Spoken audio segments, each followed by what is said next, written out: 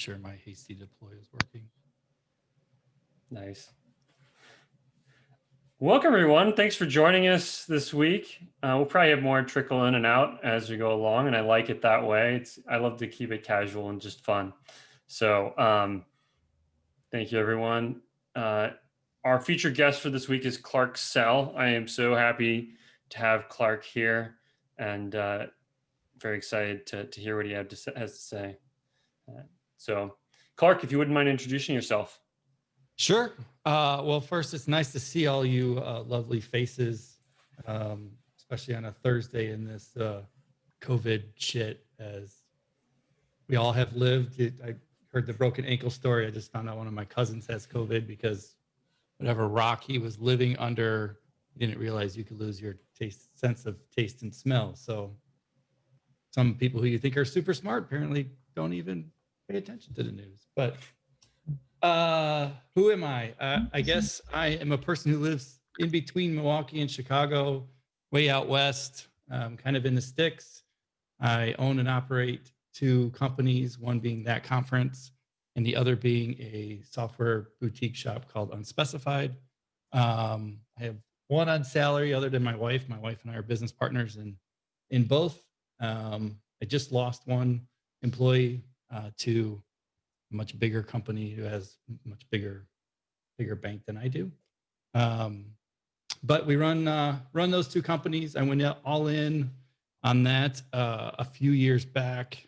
That conference has been around for 10 years. It was in, let's see, I spent 9 years at Allstate. I spent 10 years at Microsoft. I spent 2 years, 1 year at a company called Telerik before we got bought by a company called Progress. I spun a company out of Progress. We owned a hosting company called Modulus, although there's some Cincinnati folks in here who probably heard that name. We became the rightful owners of that, and we're competing against Heroku and that kind of hosting company at the time. And unfortunately, could not turn that. It was already a loss. Could not turn that business around fast enough after the spinoff. So we made it about a year, shut it down, and it was at that point, I don't know how many years ago that was, about 4, that we went all in on Unspecified in That Conference as the daily grind. And I spend my days running business and building communities and writing code and cleaning toilets, whatever needs to be done. The pandemic hit, and obviously running an in-person event is challenging. Yep. Impossible. And so we pivoted a bit to do something that I've been wanting to do for many years, which is create a platform that connects us all 365 days out of the year. So for the past, since May timeframe, we started laying down code for what we call that.us. And it is a peer-to-peer learning system, open space. Twitch meets Discord meets Zoom meets Stack Overflow. And we started at FileZero, brand new domain, brand new everything, and have been laying down code and trying to build it up since. So with that, I'm all ears. I am an open book. I will happily say anything or help anybody in and out of this meeting. If you ever need something, you can come find me and ask Michael. He's reached out a couple times and on different things, and I'm sure Stephen. I know Stephen quite well for years past. So ask away, because it's better. I could sit here and talk, but that isn't. I'd rather answer your questions. All right, I have a question. Do it. So do you have a favorite That Conference moment? I imagine over the years you've seen quite a bit, but are there like a couple moments where you're like, if I could live through it again and do it again, I sure would? There's two, there's probably three that stick out the most. I mean, it's hard to believe that, we've kind of been around this long. To give some backstory, when we walked into the first event, I was $20,000 upside down. My wife was pretty much appalled that I even did this thing and didn't ask. And, the first year, I think we had 400 people. Last year, we had about 1,800. And the very first year, we had run other events in the past. But the very first year, we got some pretty big names to stand up on stage. And during one of the keynotes, I had a radio on my back, and I was standing there against the wall. And it was the first time at the Kalahari, and we're all kind of figuring out how this shit works. And I didn't realize I was leaning up against the panel that controls the lights and the sound and everything. And my radio hit it and turned the lights off, turned the radio on full blast. Keynotes going on in the middle of it. He just kept rolling like it was nothing. Everybody thought it was kind of staged. I kept backing into it and I didn't realize it was where it was coming from, turning it on and off. And I was just mortified. I've wanted to kind of redo that experience again, but now there's so much other shit that it'd be a little hard. So that one sticks out. Another one sticks out as a father came up to me in tears because he had reconnected with his kid. And that, that's kind of why we do it. We do it for the network. It's not really for the education. And so seeing those little moments between people, seeing, now writing, kids recommendations for school, like that stuff is pretty cool. So, and then this year, I said there was three. This year, we asked everybody to give us a word, and we made a logo that was all based on the words that other people gave, and it was really cool to see how people thought of us. So, good representation of the people that are involved. I'm just find that logo, Clark. Do you have that? Is that published somewhere? It's probably right on that conference. Cool. Yeah, if you scroll all the way down to the bottom of thatconference.com, there's a blue section, and it's in the middle. Nice.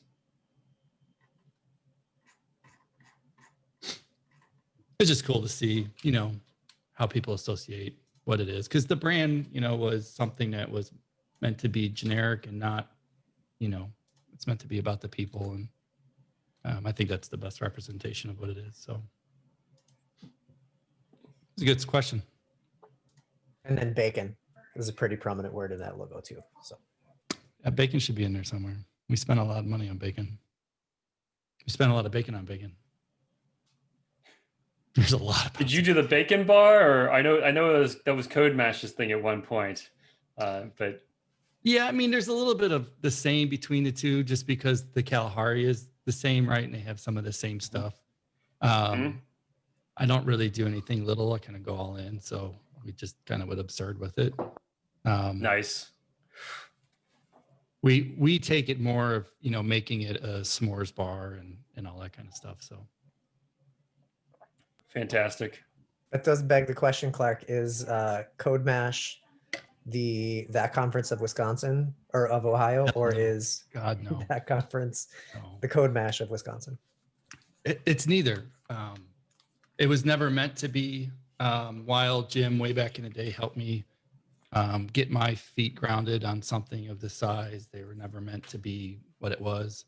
We're going to go to the Kalahari in Texas too and expand, and that's because of our relationship with the Kalahari. But no, they're not the same. We don't have the same. We don't talk to one another. Like, I don't try to steal on them. I have no intentions. In fact, now with COVID or not COVID, but now that COVID's really given us this opportunity, although short-lived, and we started that.us, our goals are really global now, and trying to really bring the rest of the development community from around the world of all ages into a place to where we can have more of a global conversation. So we'll see. Running out So of were you time. talking about Jim Holmes earlier? Yeah. Okay. Yeah, Jim and I are Did he? pretty good friends. Cool. Is he the one who created Code Mash? Is that what I heard? Yep. Okay. Cool. Yeah, I originally went to him and said, okay, you got a cool thing going. I don't want to step on it. But I also live next to a giant water park town, which makes no sense in the middle of a cornfield. And truth be told, it doesn't really make any sense.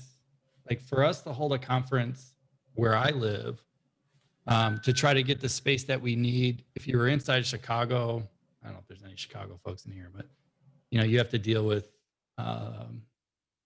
unions and mafia and all that bullshit that runs most of Chicago. And so a $500,000 event would easily be $1.2 million. And it just doesn't make financial sense to try to get involved with that. And if you've been to that conference, you know that I like to modify the Kalahari in every which way possible. So I can't do that if I got a union around me.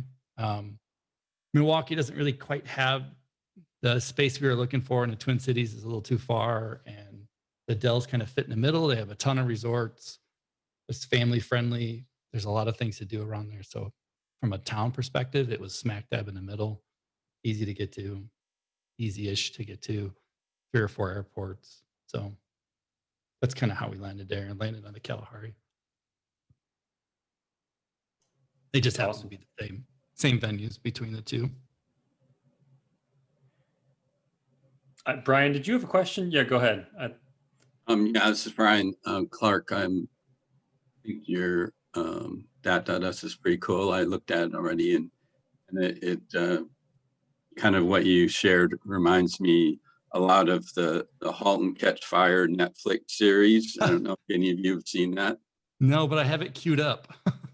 I highly recommend it. I mean, Okay. I worked in kind of high-tech software stuff for many years and worked, for internet companies, and there's a lot of lessons to learn by watching it. It was highly entertaining. It's totally a geek show. Yeah. And I loved it. And so community is a theme that came out. It's I think there's 10 episodes, 4 seasons or something, but community is the say activity or function that was a consistent theme that succeeded in this particular movie. So you're trying to do it in real life, right? They're trying to make enough money to sustain and keep it going. And, a conference is a great way to generate interest and also money to fund your effort. So I think it's an awesome endeavor, and I wish you good luck. I appreciate that. Yeah, I mean, community is a pretty big deal for me. Seeing kids have the right exposure, seeing, we've always had kids at that conference, not, when we originally did it, a lot of people just shit all over it. Not necessarily people are coming. Well, I shouldn't say that. There are still geeks and geekettes and whatever the right trademark term that we have is, who still think it's a pile of shit to have kids at a conference. And I say, don't come. Like, I just don't want you here. So that's absolutely awful. It is. Like, for them to say that, like, that's one of the best things about Code Mash. It's, great. Push them out. I mean, I hate to be as no, I'm saying it's great to have the kids. I know. I'm saying I'm thankful that they're so open about it, because my answer to them is don't come. Like, you're not the right person.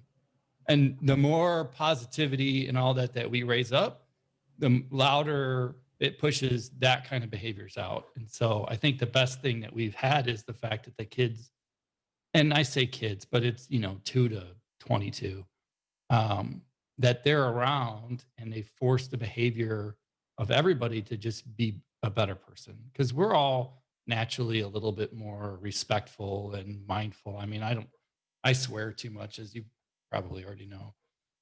And, you're just kind of a little bit better when, there's a little short stack, running around in the thing. And it's, for us, they're everywhere all day. They're invited to the thing. So I think for us, it's always been, how do you create exposure? It's a lot easier to see yourself in a role if you're can see your mom or dad or a person from the same country or color or whatever when they're in those roles and whatnot. And we work in a very intangible kind of place. So to make a parent or somebody a hero for building ones and zeros, right? It's not like, kids think of video games as cool. They don't think of the Allstate website as a cool thing. So it's nice to be able to highlight, somebody on stage that, they get to kind of have their place and people get to think that they're cool too. So, it's, for us, winning with the kids is when adults go to the kids stuff. And that's started to happen when kids are teaching adults and adults are teaching kids. And we've got a few that have fallen into that scenario, and it's pretty cool to see.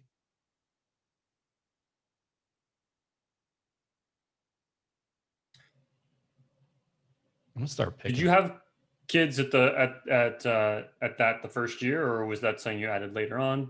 Every year? That's awesome. It's growing. The first year we probably had 15. Last year, of the 1,800 people, 600 were spouses and kids. So there were maybe 350 kids and 200 and whatever the math is, but it was somewhere around 600. That's great. That's a lot of kids. Those are kids with tickets. Like those aren't other kids, not right. Those are kids that have a badge that are going to sessions. There are kids that have paid for a ticket. So there are a lot of under 2-year-olds, which arguably are just a lot of work for their parents. Yes. I figure about 60%, we could probably do the math on it. Probably about 60% of the people who come probably have kids there. So, Aaron, did you raise your hand? Or No, just like, hey, I'm just saying, yeah, kids who are under 2 are a lot of work. I'm just like, it's like, yeah, I'm with you. mine are much older now, so I don't have to worry about that. They're a lot hard. They're actually a lot harder as a teenager than I would have ever thought. So enjoy that thanks. 2-year-old teenagers. Thanks for different the sunny outlook. challenges. Different challenges, right? I should be careful. They're upstairs. Hey, Clark, this is Brian again. I put a link in the window. There's a company in Oregon. It's called learning.com. And I just know the guy that's in business development there. And they do the online coding, computer science, digital literacy community. So if you're to connect with them, Brian's a great guy. I will certainly look through it and give you a holler. Have Michael get me to you. Super. Clark, you mind if I jump in and ask something? No, please. I don't want to sit here and just vomit words. That doesn't work. My name's Randy. It's really nice to meet you. Whenever Michael has a guest on, I like to look at his notes and ask about the technologies that you're very interested in. GraphQL is something that I don't know a lot about, and I look up information about it, and it doesn't always make exact sense to me.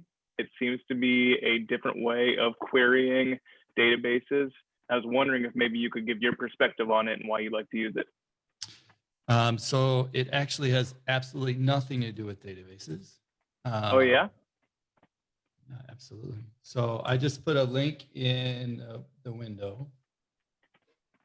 That link will pull up the API service for what we call that.tech. So it's the platform for that conference and that.us. And it's in its default view there. So everything that we have for that conference, let me back up a second. Everything that conference has been something that has been built by us. 100%. There is no WordPress or some crappy ass thing. We built everything from scratch. Our our API structure is on GraphQL. We did kind of a file delete all and started rebuilding everything, kind of getting rid of the cruft and unifying a bunch of stuff.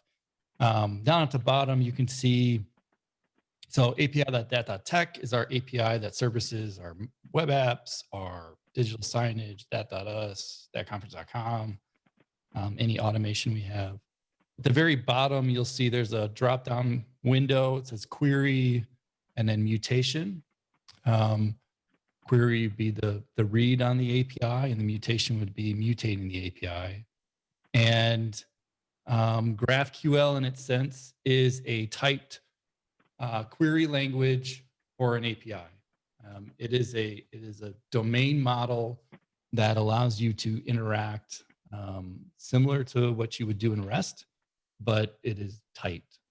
That means we have kind of complete control on the client and the server to make sure that you pass the right things, that you pass the right validation. It's self-documenting. I have dreamed up this. I've been working in Graph now for probably about 4 years. My Graph model will look a little bit different than most because I dreamed up a way to do it hierarchical. That was one of the biggest limitations I felt like was out there. And so the way I like to explain it to people is it is a type system over running functions. You dream up a domain model. The end result of any one of those fields anywhere in that graph could be a function that calls and does something. So you could call and say, give me, all sessions, and that could actually be 5 database calls or 5 REST calls underneath the hood.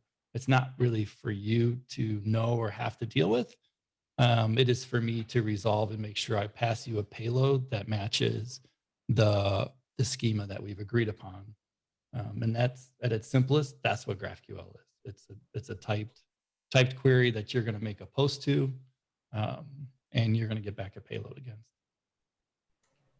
So You may have said I this, love it. but What's that?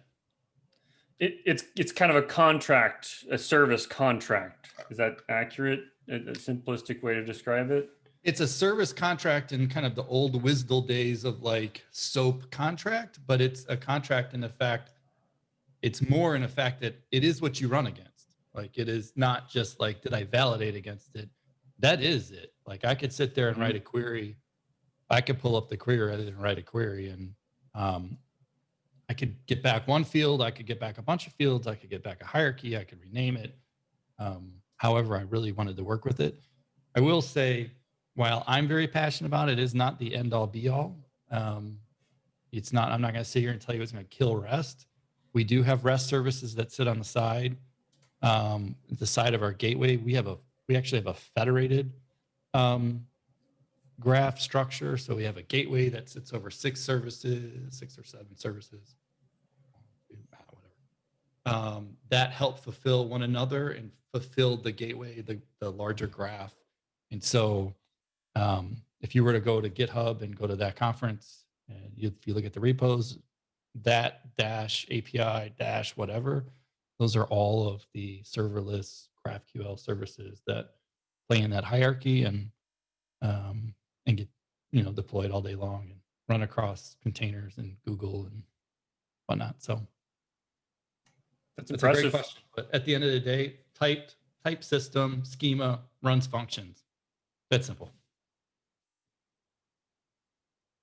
And if you ever want to geek out on it, I'll happily go deep into it. Stephen, you're a huge GraphQL fan as well, right? Or at least you use it heavily at Artsy, correct? Yeah, I'm a fan of it also. But I think Clark's probably a bigger fan than I am, or he's a super fan. I've never been called that before.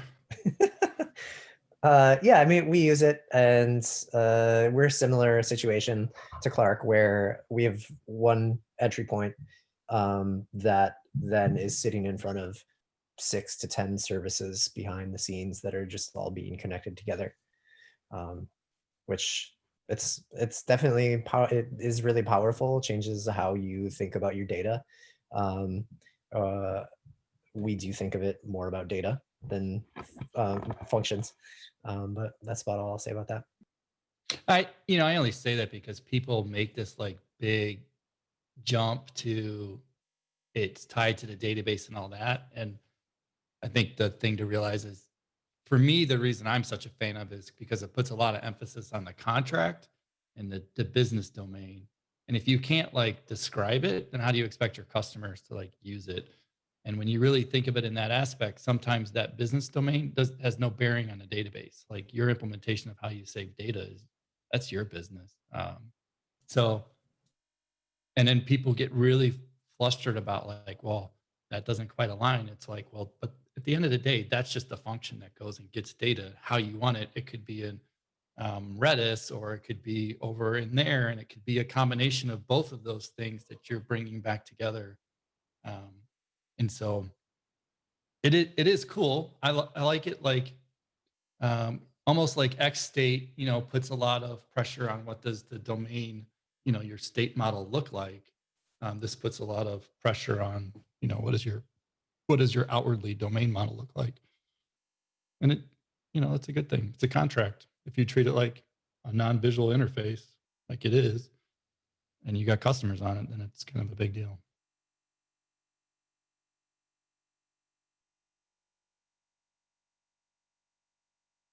Y'all are so quiet. Come on.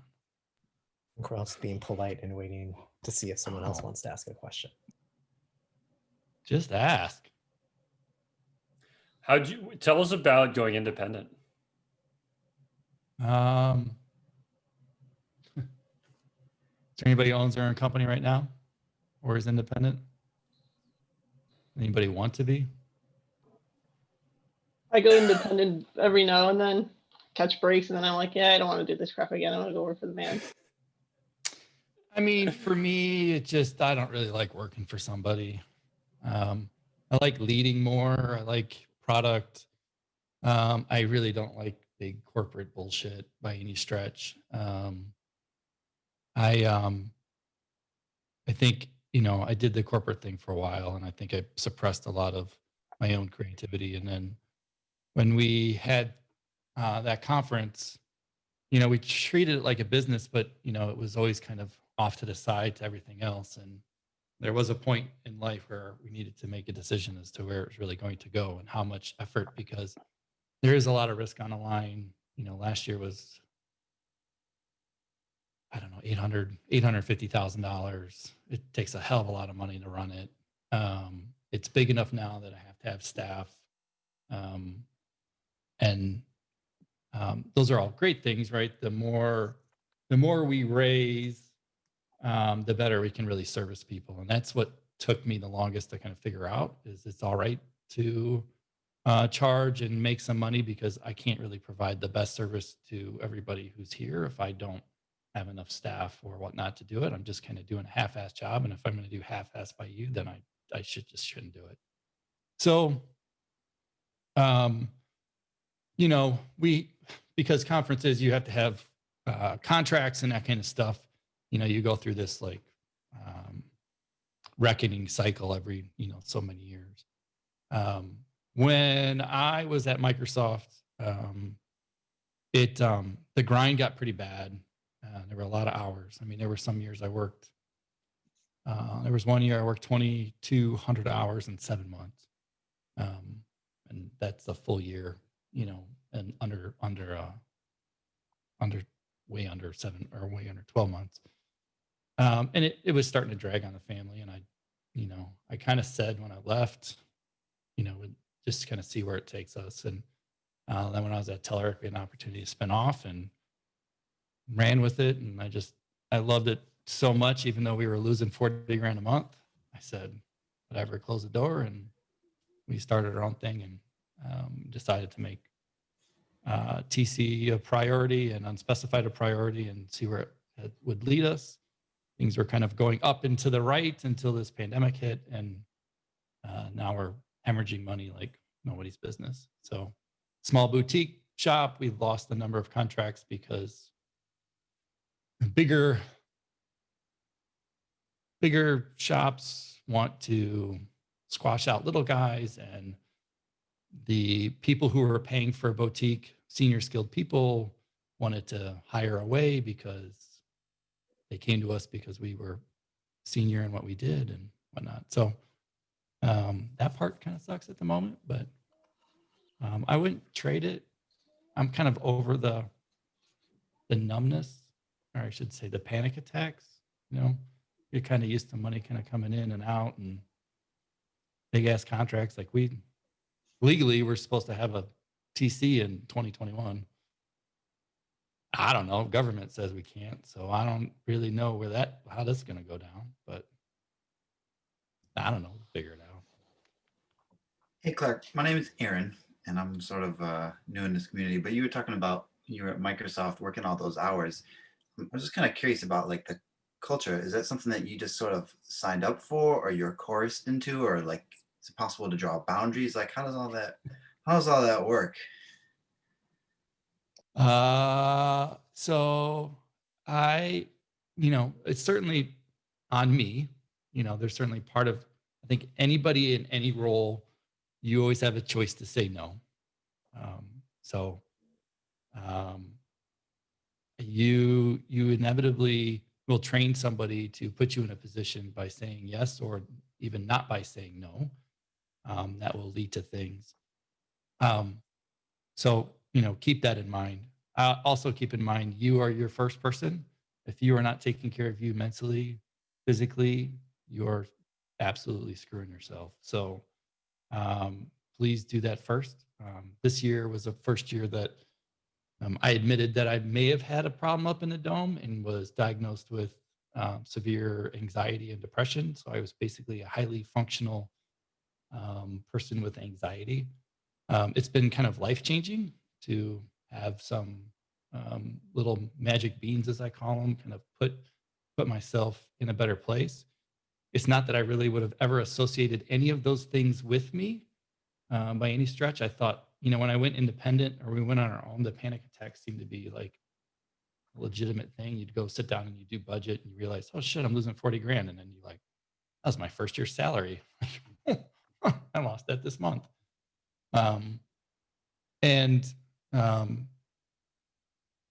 What it ended up being, which I didn't really realize, is for me, God,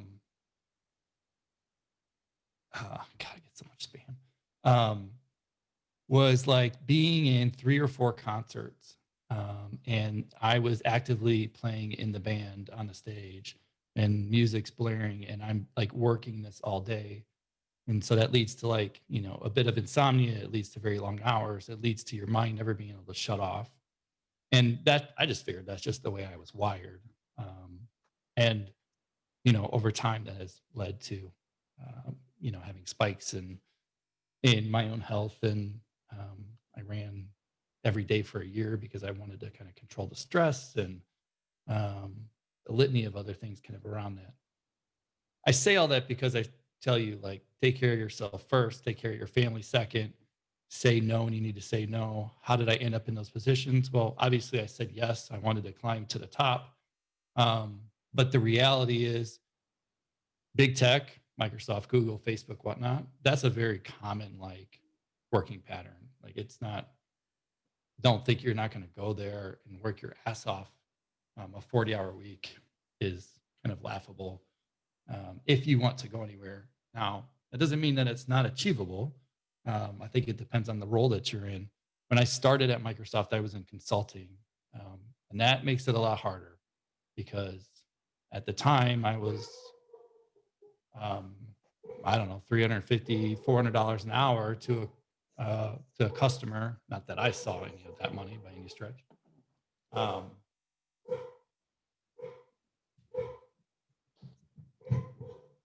Sure, you can hear the dog going bananas.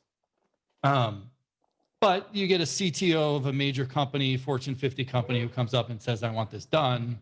And you're the architect on a project and you've got a team of folks and y'all are sitting there kind of grinding away because somebody made a really terrible schedule.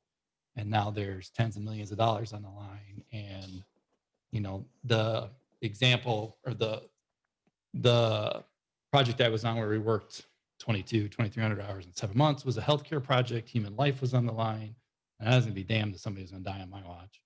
And so, you know, did I sign up for it? Yeah. Did grandma die? No. And I can go to bed and live with that. But, you know, we were told to work that. We were told to stop building at times, and that hit against our thing. So there's good, bads, and I mean, when I worked at Allstate, there were times where we were sleeping on cots because we were working 72-hour shifts. So, you know, there are times in software development when the grind is, you know, you got to get shit out the door, and there are people who are on the floor trying to get it done, and there are people who go home. Good, bad, or indifferent. You know, is it the right balance? No. Am I telling you to do it? No. Am I telling you it happens? Fuck yeah. Like, it happens in a big way. I balance, you know, like right now, Brett and I have been working 5 to 7 days a week since March. But we have unlimited vacation, if you will. If he needs to take a day off, go take a day off. I'm mandatory shutting the doors all next week. Money's not coming in. We also like what we're doing, so we end up working a little bit more than we should. That's a double-edged sword.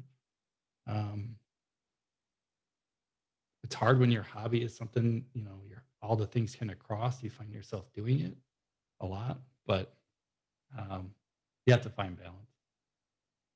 So I heard two things. This is Brian again. One, in certain cultures, that's just going to be the norm, like Microsoft as an example. I used to work for Boeing, and there's more of a culture of 40 hours. So you can find those things out, you know, kind of by talking to people and networking. Oh, yeah. Find I'm not saying it's what you would good. like. But my question to you, Clark, is would you recommend going the same path? Would you do anything differently? Because it sounds like you got your hair on fire quite a few times, and it seems like you kind of dig that, and that's great. And you got a perfect storm where you're at. I don't know. That's a hard one. Do I have regrets? I don't think that I have regrets other than not spending enough time with my wife and my kids.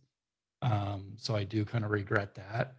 I guess I regret not letting my health take third place to work. I don't think I wish my 40-year-old self would have told my 20-year-old self, like, it's okay to say no. Like, the thing about Microsoft and big companies like that is they like to hang a carrot out, right? So they'll give you a grant, and that grant is there, and you want to run towards that grant and get a little bit more money, a little bit more money, a little bit more money.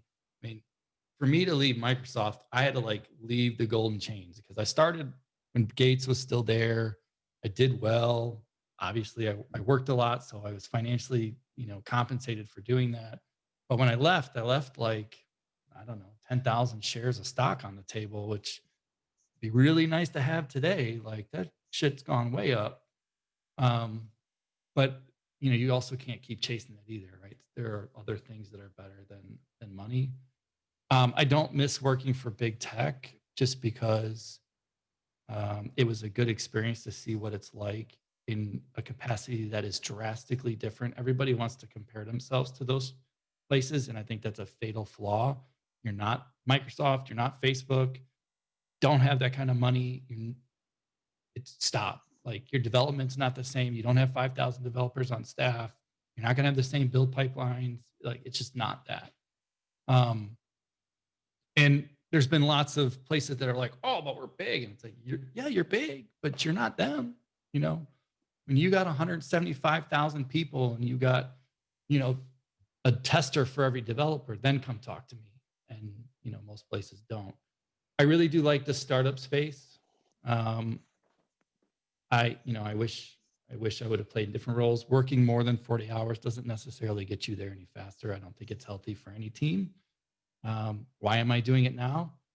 I'm on a clock. You know, if money was coming in and it wasn't for COVID, it'd be a different story. But it is that for us right now. And I got till August, and I have chosen to keep people on staff and not cut their salary, and I took the pay cut. Nobody else did. So we're gonna go out swinging. And if it doesn't last, it doesn't last, but we're not going to not try. So this year's a little bit different because I would say I'm breaking my own fundamental rule. But I'm also not forcing Brett to work. I've forced myself, but I don't force him. If he doesn't want to work, he can take the day off. Clark, can I add a little bit to what you have said? Please. I just like the question being asked by Aaron. I feel like it's important to point out that, like you said, working a lot of hours does happen. But for people who are younger and at the beginning of their career in tech, it doesn't have to happen. Like, I think that's really important to know. I know when the first job that I had, like you said, when they dangled that carrot, it was kind of like, oh, this is just how it is to work as a programmer. But that doesn't have to be the case. Like, there are places that exist where if you've been convinced by your employer that like this is just how it is, that isn't the case. That isn't reality. There are places you are in demand as a developer, and you can find a place that matches your desires and like your situation and how much you want to be working within reason. Obviously, no one's going to pay you to work like 2 hours a week. I mean, look, I don't know many of y'all, but you seem like very smart people. You want to go grade a company and what they do, see what kind of testing they have, see what kind of build automation they have. Ask about their process. Don't ask about the hours. If somebody doesn't have an automated build process, unless you're being hired to automate the build process, I can tell you that they're fucked up. Like, you're gonna spend your times working late at night on a Saturday doing a build that's going to take 2 hours because they've never decided that that was an important thing to do. Period, point blank. I'd be like, cool, it's done, I'm out. Unless I'm empowered to make that go away, the fact that you would waste your time doing this is silly. Moving on. And if you all don't have it, go tell your boss to go get it because it's free time. Like, there's 2 people who write code on that conference. We have 2 major websites, 6, 7 APIs, databases, serverless functions out the wazoo, whatever. And I got red all of a sudden. The whole pipeline's 100% automated. We just check into GitHub. Boom, staging created, migrate into the main branch. Boom, production created. We do it 20 times a day. I never think twice about it. I've done it in the middle of people's sessions, in the middle of an event. Never even thought about it. Cool, yeah. Oh, you're going to push in the middle of your event? Yeah, let's go. If it doesn't work now, we're screwed. So it can be done. You just have to. When I was looking for my second dev job, I created a list of like, these are questions I'm going to ask my employer, so I can kind of judge their competency. Like, how do you feel about employees going to conferences? How do you feel about, tell me about your build pipeline, stuff like that. And it really helped me to kind of get some judgments on what is the state of this company's infrastructure, et cetera. I also say I might have just been lucky, but I've never worked anywhere where I was, regularly expected to put in more than 40 hours a week. I'm quite always confident. been. I've worked 72-hour shifts. I have slept on cots.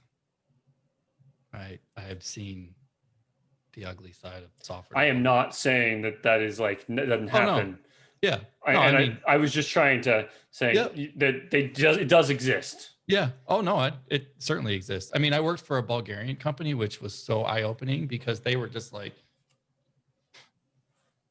it was family first for everything. It was wonderful. Like we'd have like a major thing that was supposed to ship on a Friday and you'd get there and you go, this shit ain't gonna ship. Like, so when Telerik was like 600 Bulgarians and 100 like other people in the rest of the world, and you'd be like, I'm the product manager. I'm like, this has to go.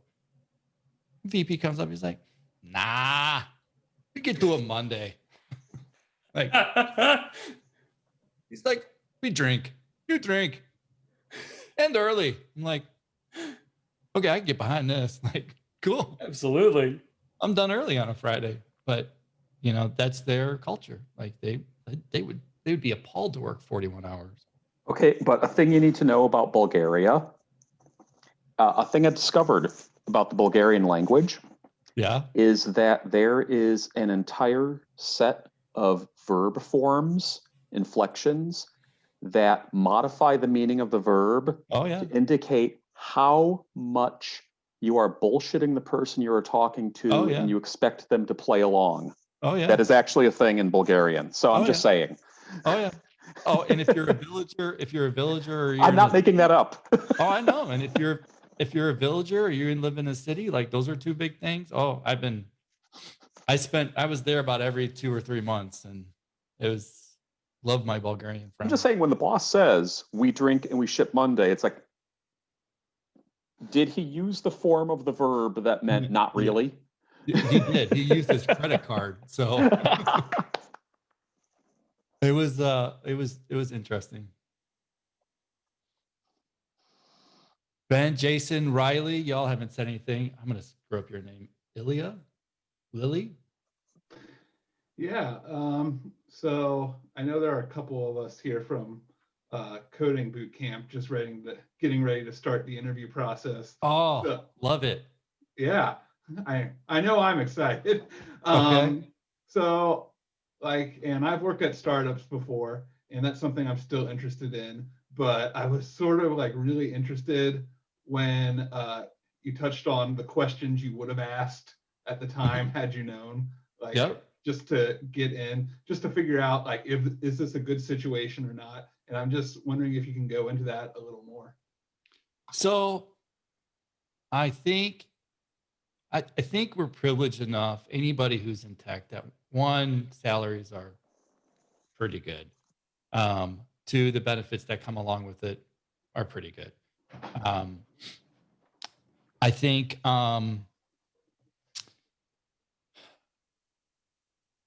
the coolest thing about tech and the coolest thing about our community in general is that, one, we do things like this. Two, it's always changing. Three, it's global. There's no other like industry in the world, maybe healthcare to some degree, but where you can instantly connect with somebody from any part of the world, for the most part, other than maybe China. Most other countries that are in this space speak English. I think China's probably pretty much the exception on that one. So you instantly connect, and it doesn't really matter what the stack is, it's there for you. So I was talking with a guy the other day to use kind of a corollary. My kids are in soccer. One of the couple of the guys that are in the club played professionally, and his kids are now in college. And we were just talking about, I have one in high school, and like, what does it mean and whatnot. And him and his wife said something that I thought was really interesting. Is I've always been really interested in soccer in the US just because it's kind of the up and comer. But when you're in the rest of the world, it's like the biggest thing, it's like the NFL. And his point was like, it doesn't really matter. In soccer, there's a place for everybody. And I feel like that in tech. Like, it doesn't matter whether it's Svelte or React or .NET or Java. It's there somewhere, everywhere. And whether it's a startup or an enterprise, it's there. You can work remotely and you can work in the tools that you want to work. The question is, you got to find it, right? And I think the finding piece is on you. You've got to put yourself out there, and you got to be willing to do. And by showing up, like, what is there? 4, 8, 12, 15. You all showed up. Think about how many people don't. I run a conference that had 1,800 people. That sounds like a lot until you realize the demographic of the upper Midwest is something like 60,000. So where the hell is everybody else? So you just show up and you're light years ahead of anybody else, just for the mere fact that you showed up. So now you show up, now you start expanding your network, you start meeting people. And that's when you start getting into the conversations. I say that because it's a small industry. And that means that chances are you're only a few people removed away from somebody who probably knows something about or connected to the place that you may want to see. So the more that you know, the more you can get the background story about the things that are around. So you don't have to just necessarily like believe the HR recruiter. You can go ask Steven and go, hey, do you happen to know anybody that's connected to this? And Steven's like, I don't, but Clark does. Oh, Clark. And the next thing you know, you're talking to somebody's like, skip that, don't go there. Right? So leverage that piece of it. I think the other side is like, you look young. Be patient. I don't know if you are young, but you look young. I think patience is a good thing. We often get really kind of caught up in the fast moving pace of things. So understanding, like if it's a shop that you're interested in, you know, understanding kind of where they're going to go, right? What's your access to get mentoring for what you want to do, like where you want to go? Will they enable you to get to where you want to go? I don't really look at, so anybody that works for me, personally, I'm not really looking to know if they are skilled in the particular thing. I'm looking to understand, do they have the aptitude to solve the big problem? Are they interested in doing more than just the one thing?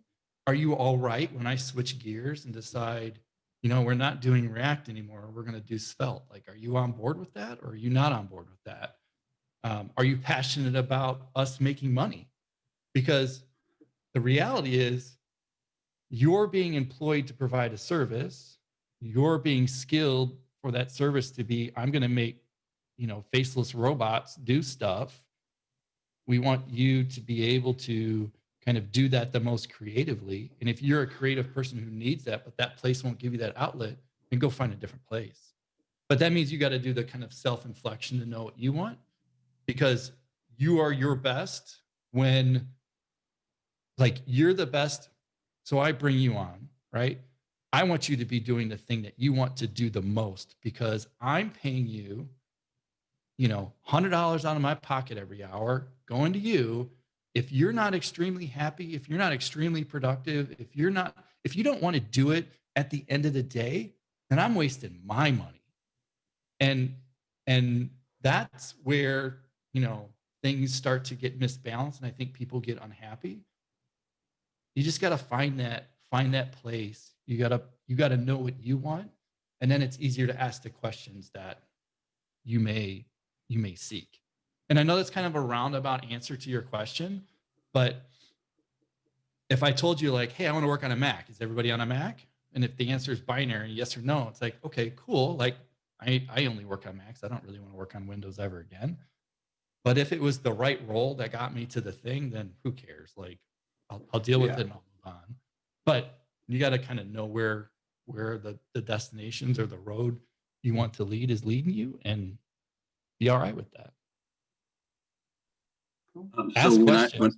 When I was in my first, this is Brian, in my first 5 or so years, I didn't know what I wanted to do, right? And so it's like one of the things that I found is find a cool product that you can build that you could totally dig and that you really love and provides value to the world, if you will, right? The bigger, the better. And if you love the product, like I went to where Jessica Johnson and I worked at Neopath. It's an automated pap smear screening system, medical device, helps people, saves lives. And it's really easy to get on board when you have a really cool product that you think will make a big difference, and just jump in and learn along the way. Now, if they don't have a build process, that's not necessarily always a mark to X. If there's a lot of other things that are positive, I would go to that company and I would say, hey, I notice your build process isn't automated. How about if I automate it for you? So there's an opportunity to learn how everything works in the process, the life cycle at that company. And then you become the guru of knowing all the things that happen in that process, and you become a critical person real fast if you jump into it. Yeah, and you also Like just that. provide that value right off the bat. Exactly. Hey, Brian, how has that gone for you? It's so, let's see, the third company that I went to work for was Neopath, and I sat right next to a guy that was I'll say the build master. He used ClearCase, this source code control all of our code. He automated the build process, and we had an automated bug tracking process that tied in. And I bugged him for probably a year, sitting next to him. Hey, how do you do this? How do you do that? I learned how to do the build process. I probably could have been his backup. He was great at it. Actually, what I meant to ask Sorry. is, I mean, that's a good answer. What I meant to ask is, when you said you talk to a company, you say, I understand you don't really have a build process. Let me help you with that. Okay. I get a very consistent answer to that, and it's 2 words, and the second word is always you. So, like, I find that marketing process improvement is really, really hard. Mm-hmm. I think Have you done better at that? Because I've gotten nowhere. I've done pretty well at it. Have you? Sorry? I've done pretty well with it. How'd you go about convincing them to bite the bullet? So for me, it's always come down to the relationships you have within the organization. I would say, Ben, in your case, like, I look at organizations, are there people that you can partner with and get mentored by in that organization? Is it part of their DNA? I think of one case where, when I was at Allstate, I was running, I was one of the software architects at a very small team. The reason I got a small team was because I had gone to the CTO and had said, listen, here's a drawn out plan for what I was probably 27 at the time, maybe a little older. I had gone to the CTO and said, I set up time to meet with them. I had been meeting with this person and understanding kind of what they thought was important, and everything around that. So it wasn't that I wasn't not listening to them. And I had gone in with a very clear-cut plan as to what I thought would benefit him, the CTO, and them, the business, if we did it. And so over time, I was granted a little bit of privilege to have a little bit of say in the conversation. Now, there were a few cases where my ideas were so outlandish that I got to F you, but I didn't just get to F you. I got to, okay, I'm going to give you this one. And if you fuck it up, then you're not going to get any more. But I'm going to trust you. I'm going to give you a little bit of rope. And so I had gone to them and I had said, we're as an organization, we're going to start doing automated testing. And I need some money from you to do this. And I basically got, I got the fuck you. And I said, hold on, you give me 3 months. And if I don't make a substantial difference in the quality of our build process, whatnot, I will quit. I will put my career on this. But I need X, Y, and Z, and I need 3 months, and I need, management's backing that we're allowed to do this. So you have to give me a little bit of investment. But if it doesn't work, I'm out. Like, I'll leave. Yeah. And inside of 3 months, not only was our dashboard, so this was running the financial side of Allstate. So they're not their P&C, not their auto and home, but the big bank stuff and investing on the backside. So within 3 months, I think we had 10,000 unit tests. I had a development team of 20, maybe writing these. We had automated a bunch of stuff. Our quality went through the roof. The dashboard was not only just on the CTO's webpage, but it was also on the screen down in the main foyer of the main building that we were in. Inside of 6 months, we had 30,000 tests. We were doing 30 builds a day, and quality jumped through the roof. That led to being given an architecture team. It led to creating an architecture that ran the company and saved the company $18 million in the end. And I still ended up leaving and going to Microsoft. Yeah. And it can be done, but you don't get to like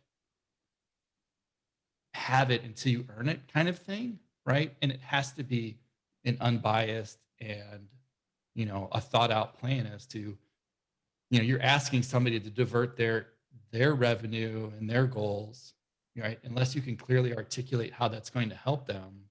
Mm-hmm. And maybe it won't. Like Brett and I've made some active decisions not to do automated testing because it was better to get, I mean, that us. It was better to get the shit up and fail. It's not always the right answer. Right? Yeah. Right. Oh yeah. But that has to be, you know, right? You have to have that honest conversation that somebody's like, that is the right decision, but we can't do it right now, right? Mm-hmm. Mm-hmm. If you can't have that dialogue with the people who are making those decisions, then now you're not really in like an honest place that's like, yeah, we need to do that, but we just can't afford to do that. Also, what I'm hearing implicitly in that too is that having that conversation in the first place, the door is more open when they're already paying your salary and you're coming at it as an employee. Oh, for sure. Versus a vendor. Okay, if you're a vendor, mm-hmm. since you said you're independent and I am as well, yeah. The most starking difference is I have always been a software architect. I built some of the biggest systems around of massive amounts of money. And when I carried the Microsoft badge, right, I got like respect up and down the place, up and down everything. Like I walked on water. Mm-hmm. When I stopped carrying the Microsoft badge, it was like, who are you, fish? So you're saying forge a Microsoft badge. Got it. No, it's just like, it's an inherent privilege. Good. Okay, bye. Yeah, right. That is ridiculous. You know, it's not that I'm somehow, I mean, I put in my dues and I work hard and I study hard, but, you know, unspecified doesn't carry the same weight that I did when I was at Microsoft, but I tell you, I'm way more skilled now than I was then. I'm a way better architect.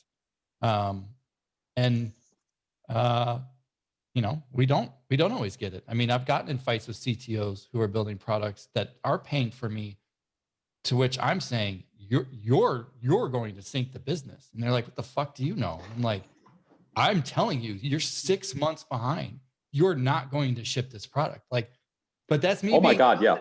That's me being confident as somebody who's shipped product and knows, like, you can listen to me or not listen to me. I'm not lying. It's in my best interest to make sure you ship, because I can't feed my kids if you don't pay me. But I've totally been on projects like that.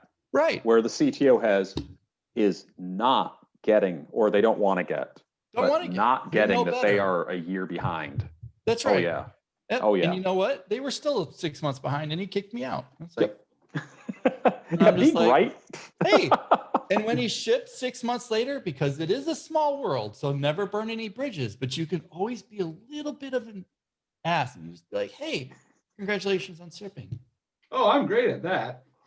Just being a bit of an ass. That's where I excel. I mean, top of my resume.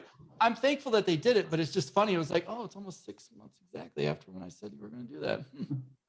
Yeah. Shocking. Damn it. Congrats. I shipped.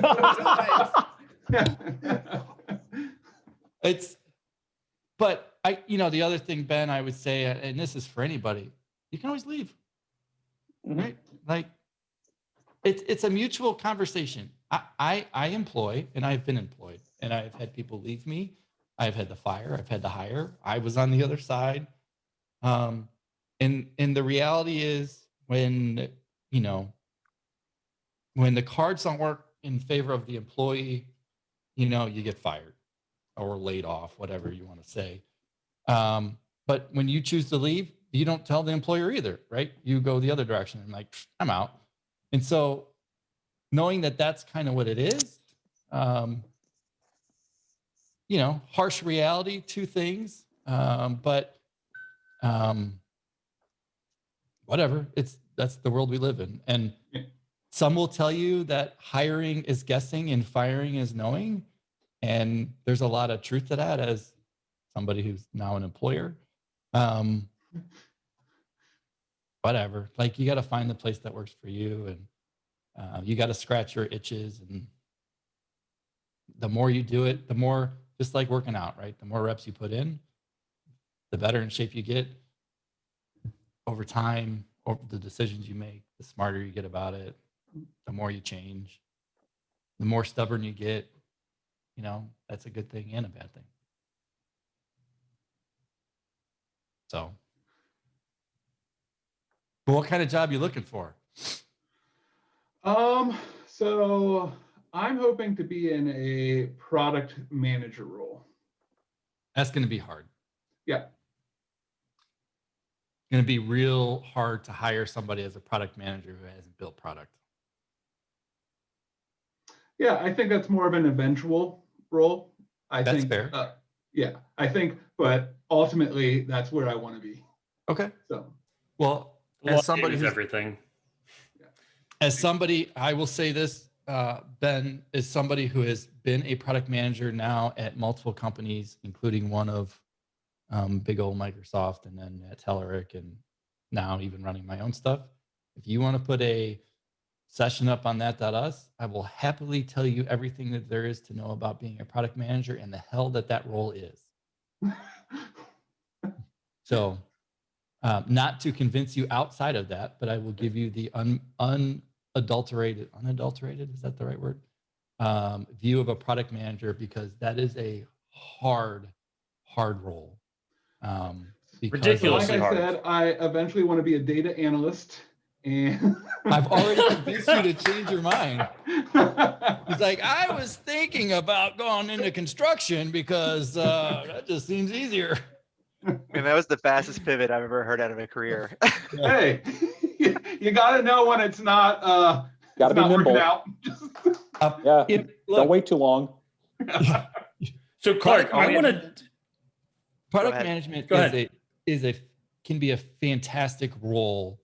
It is just a hard one because you deal with a lot of constituents across the company.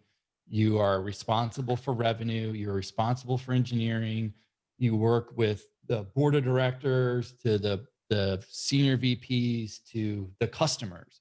There's like no better of a role to see all of what it's built, have all of your ass on the line. Every square inch of your ass is on the line in some way. But it's also the least empowered role in the organization, because the board of directors will tell you, great, you didn't meet your 10% revenue target. And the senior VP will go, oh no, you can only have 10 developers, working on this feature, even though all the customers say it. And marketing's going to go, well, we're not spending $10 million on this feature to promote it. And you're like, there goes my revenue. And the thing is, Clark, when you're the product manager or the project manager, actually, the developers usually do not report to you, right? I mean, yeah. Right. So, like I said, it's the most no leverage. Right. It's the most rewarding and the least empowered. Yeah. Yeah. I was previously an ops manager at a startup, so I had a lot of experience there, like working company-wide with different like stakeholders, and that was just part of, I liked that part of the job, but I wanted to be more technical and more involved with the product long term. So, like I said, it's a fantastic role. Yeah. It's just it's a hard role. And it's absolutely, yeah. in some companies, I think in that one, that's one of those things, like if you were interviewing for a product manager job, I would ask you to ask them where the product management role is owned in the organization. Is it owned inside of marketing? Is it owned inside of engineering? Is it owned inside of its own organization? Who does it report to and get its goals from? Because if you're in engineering, you're going to have a very engineering slant. If you're not in engineering and you find yourself on the business side, then you're going to have a very revenue slant of what that role should be. So in the case of Microsoft, product managers, for the most part, were actually on the business side of the house and not on the engineering side. The project managers more were on the engineering side, where they were driving, the next 3-year cycles of things. It's an interesting dynamic. I've worked in all three capacities. When we were at Telerik, we were actually our own organization that was bridged between the two, which had a different set of constructs and whatnot. So it's like I said, it's a cool role. Like I didn't miss Job it. titles hide a lot. Oh yeah, Product manager could mean a lot. mean Yeah, a lot of things. So I don't feel like I see a lot of architect to product manager. That's not a very common transition, right? Or maybe it is. Maybe I just haven't seen it. No, I've played a lot of different roles over the years. So Okay. Oh, I and I wouldn't just take mine as a lineage to anything. I was talking to Sure. somebody yesterday who is a senior product manager. I forget the company, but it's not a big company. Somebody who's a senior product manager. I said, "What is that?" And she described the job and said, "This is exactly the job I had at my last place where I was a business analyst." Yeah. Job title, I mean, I don't go around telling people that I typically own companies and whatnot. I mean, I said it in a capacity today because y'all have nothing to ground me against. I usually just call myself a practitioner. The job titles are a joke. Senior versus junior, joke. Like none of this shit matters. Your revenue, I will tell you, your salary can overlap so bad between those roles. Joke. You can make, people are so like, oh, if I was senior, I'd make more money. Your chances may be actually better to make more money as a junior than a senior. Depends on the pools you're playing in, the company that you're in, how HR does the divvy. You'd say all kinds of like nasty shit about Big Corp that I probably shouldn't. Now, you should also know that my wife has a degree in HR and also worked for Big Corp, so you know a lot of things or how those two worlds work. Connor, you've been quiet. Yeah, I mean, sorry, I jumped on late, and last week I started rambling before paying attention that we were being recorded. So I'm minding my P's and Q's this week. It's been awesome listening, and my significant other has an interview in the other room, so I'm kind of crossing my fingers for her, and just all good vibes this week. So it's been Good. awesome listening to you, man. This is That's good. really refreshing because I don't think I really know anyone that's gone and like started their own tech company. Or I know a couple, but it's just like I haven't had this level of like in-depth exposure to it and just listening to kind of see how it works. So it's been really cool. Well, this year's been a shit show. So Connor, your I'm not partner gonna- isn't interviewing for a product manager job, are they? I hope not. I don't want to run in there right now and ask, but Just run in there Depends now on and where stop you the wanna call. don't do it. Yeah, I saw something on Twitter the other day. I took a hiatus from Twitter for a long set of years, and I came back the other couple weeks ago and saw somebody talking about something, and my response was basically like, look, if you want to do shit, like you gotta show up, you gotta study, you gotta do, or like you can watch and learn. Like watching's not enough. You gotta do. Like go build something. Go get involved. Too many people like just watch the shit and kind of placate to the side of it instead of like actually getting their hands dirty. And we can do anything we want to do. You just Create instead of consume. yeah, like just go do it. Don't be afraid to fail. Like I think that's the thing where I'm at now, is like this not give a shit attitude anymore. Like we're doing like that.us. Yeah, we got to make money. Like a couple years ago, I probably wouldn't have told anybody that. Now I'm like, yeah, we've got to make money. Like we're building the ticketing system. We're building the membership system. I hope all of you become a paid member at some point so that we can provide a service back to you that connects us. This literal conversation right here, right now, which I will convince Michael to do, should be on that.us. Like that's why we this is exactly the point of why we built what we built. And it's been interesting to build it in the open, Like we had our sprint review today, streamed on YouTube. It's all open source. Like we've taken the complete opposite approach of anything and said, fuck it, it's all out there. Like, let's go. If it doesn't work, then it doesn't work. But it's, man, I'm standing out there naked, like, hey, we're doing. Like, you could see it all. Like, shit, we're running out of time. But it's been fun. I've got a lot of I don't say leverage. That's not the right word. Well, I've had a lot of conversations with the folks that built like Svelte and those stacks because we're just kind of out there and talking about it and doing it. So can definitely find anybody to help you anywhere. Yeah, no, absolutely. After this, I'm sure I will go and sign up. Oh, well, you have to. I mean, that's just because I've just guilted you into it. So, yeah, pretty much. Thanks, Mark. That's my It's, sales plan. I'm going to go guilt every developer. Yeah, that's your new product strategy. Yeah. Hey, what works, man.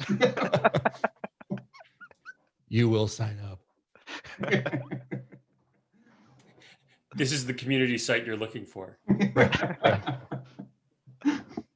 Except now I got to be like Baby Yoda. I'm like, Now I want to see that on that. This is the community site you're looking for. Hey, why not? Yeah, I dig it.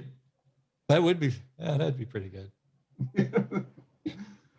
I try to put some Easter eggs in there every now and then as we're building stuff. Nice. I do like one of the things that I noticed. Just a little thing was at the bottom of the profile, the little quote. Oh yeah, I thought that was really cool. Yeah.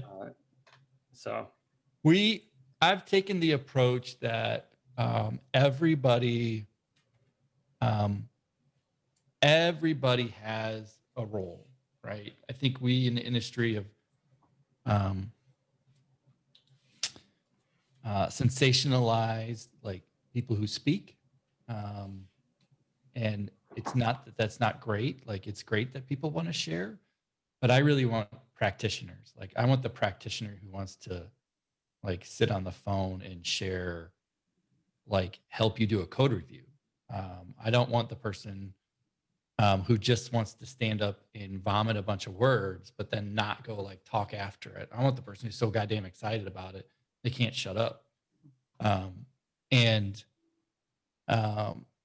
You know, we often have fallen into the trap where people feel dejected, rejected because they didn't get picked to speak when that's a logistical problem, right? I only have so many square feet and it has to be a balanced thing. So if I want 50% women, then it's cool, like great that there's that many dudes that, you know, submitted, but you know, 3/4 of you're out because there's just not that much space. And so, you know, the thing about doing this, you know, in this capacity just creates a different space to have these things and do it. So it's I just think everybody, you know, whether you're a speaker or not, right, you have something of value to give. And so we just have just obsoleted that like notion from the website, you know, altogether. Like it's just members. It's members, it's activities. Your activity could be a code review, it could be a conversation, it could be a presentation, whatever makes sense for whatever the topic is. You know, we did a sprint review on it today. And so, you know, sponsors aren't sponsors, they're partners. You know, there's a lot of active words in there because we're not looking for people that just give us a check. I'm looking for somebody who I can go, hey, this person's partnering and knows how to get Ben to the thing. And they're actively involved, you know, at this juncture. So means a bit more, puts much more pressure on them to actually partner, not to just give me a check. And it puts pressure on us to make sure that they succeed too. I mean, it's good for both. Clark, pretty sweet. you've been I'm awesome, looking at it man. now. Yeah, What's that? I'm looking at it now. It looks really cool, man. I jumped on a little bit late, so I didn't get the sign up, but I was looking at it, and it looks really cool. So Well, I appreciate it. I'm building every day on Twitch, so you want to come watch me talk to myself in the corner? It looks exactly like this, except I'm saying random words and swear every now and then. Watch the build Variable fail. names, for loop. Right. Yeah. Yeah. Streaming is a whole nother. I don't know if any of you have upgraded to Big Sur, but that's been not a great week.